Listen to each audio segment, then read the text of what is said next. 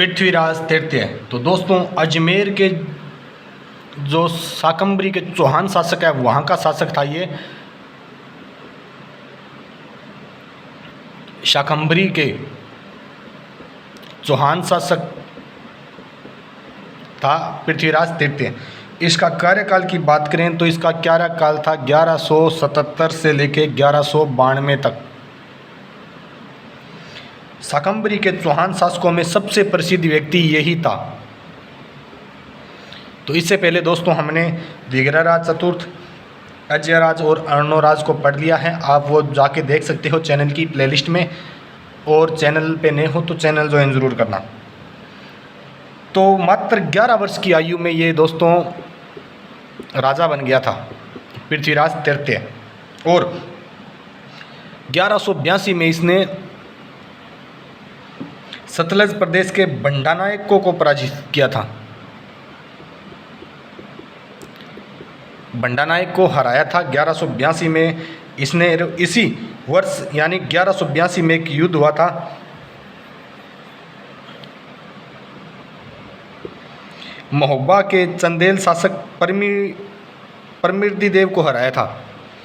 यानी एक तरफ तो महोबा का चंदेल शासक था जिसका नाम था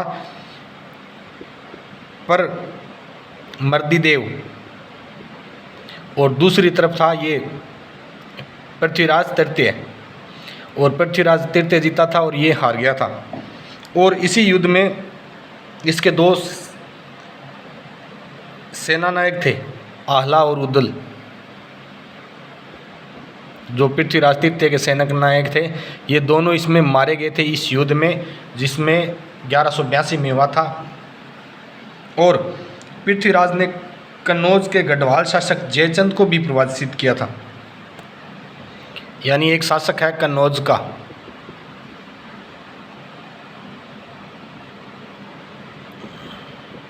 गढ़वाल शासक था जिसका नाम था जयचंद, इस व्यक्ति को हराया था। और स्वयंवर के समय इसकी बेटी थी जयचंद की पुत्री संयोगिता, इससे भी इसे ने विवाह किया था।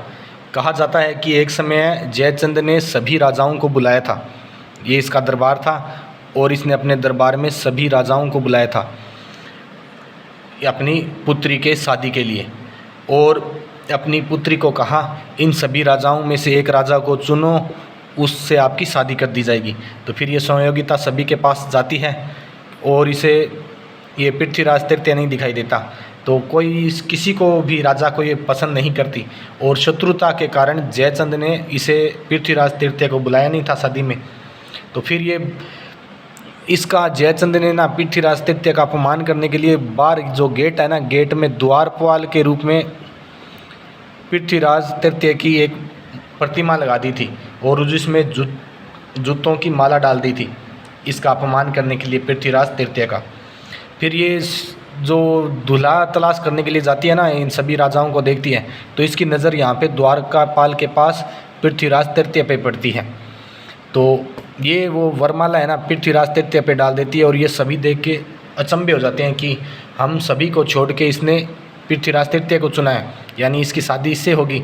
और उसी समय अचानक पृथ्वीराज तृतीय वहाँ पे आ जाता है, और ये दोनों चल देते हैं अजमेर की ओर।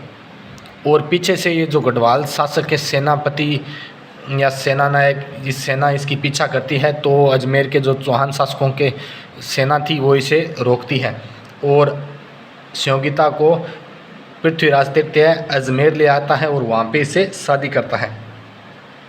फिर इसके बाद में दो महत्वपूर्ण युद्ध लड़े थे पृथ्वीराज तृतीय ने 1191 और 1192 में। एक तरफ तो था पृथ्वीराज, दोनों युद्धों में यही था, और दोनों युद्धों में अपोजिट इसके सामने था मोहम्मद गोरी।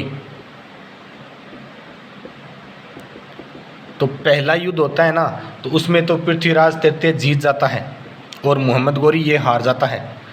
लेकिन द्वितीय युद्ध में मोहम्मद गोरी ये तो जीत जाता है, लेकिन पृथ्वीराज हार जाता है, और यहीं चौहान शासकों का पतन हो जाता है। यानी चौहान शासकों का अंतिम राजा था ये पृथ्वीराज तृतीय। तो सबसे महत्वपूर्ण इसके 4 ही शासक हैं, अजयराज, अरणोराज, विग्रहराज चतुर्थ और चौथा था पृथ्वीराज। और चौहानों की उत्पत्ति ये यानी समाप्त होने के बाद में एक नया राजवंश उत्पन्न होता है जिसका नाम है तुर्की। यानी चौहानों को खात्मा के बाद में तुर्की अपने यहाँ पे राजस्थान में अपनी नींव रखते हैं और प्रशासन करते हैं। तो ये था दोस्तों पृथ्वीराज तृतीय। आपको वीडियो कैसी लगी कमेंट करके ज़रूर बताएं, ज़्यादा से ज़्यादा शेयर करें।